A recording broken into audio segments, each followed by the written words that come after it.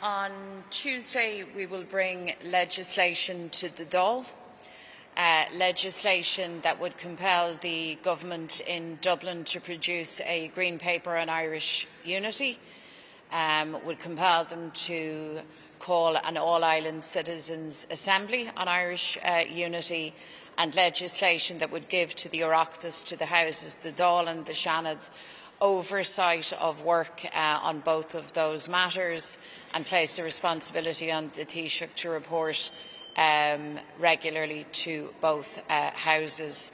This is unprecedented legislation. It will be introduced at first stage on Tuesday and then will be brought for debate and vote on the 6th and 7th of July. And I am pleased to note that the Taoiseach, Simon Harris, announced over the weekend that his party, Fine Gael, would be bringing forward their blueprint for Irish reunification for their Ordesh in November.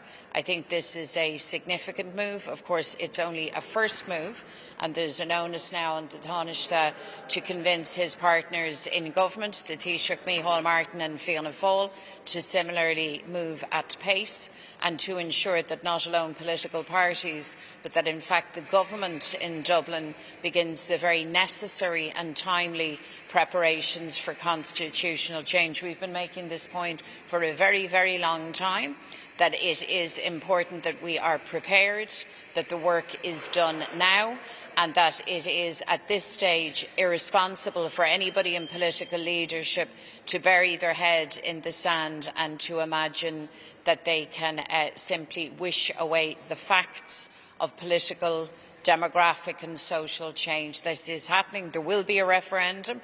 Our objective is to secure that by the year 2030.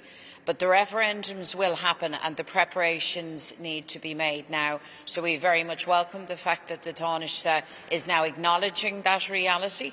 But now he needs to do more than that. That cannot simply be a one-off statement. We need to see action, a response from Micheál Martin, I think, in the first instance, and then from the government collectively.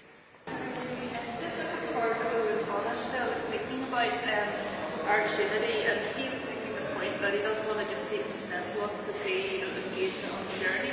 Are you concerned about the lack of engagement by mainstream?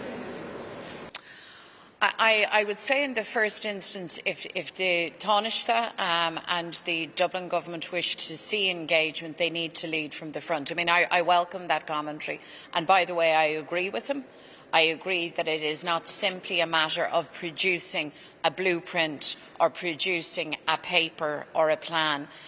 At the heart and the core of this is engagement right across society. And of course, that has to include unionism. It has to include people from all political perspectives and none.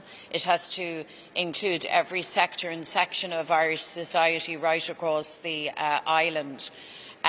But the Dublin government, the government has to lead in this, And I believe once they officially line out the pitch and blow the whistle and make it clear that it's game on, I think they will be surprised, frankly, at the level of engagement. I don't think anybody in government in Dublin can criticise anybody else or query lack of engagement when they haven't provided the vehicles and the mechanisms through which that engagement would happen. So the production of the Green Paper is absolutely essential for that high-level political perspective around the hows and the whats of a very, very complex, very comprehensive, fundamental change across Ireland.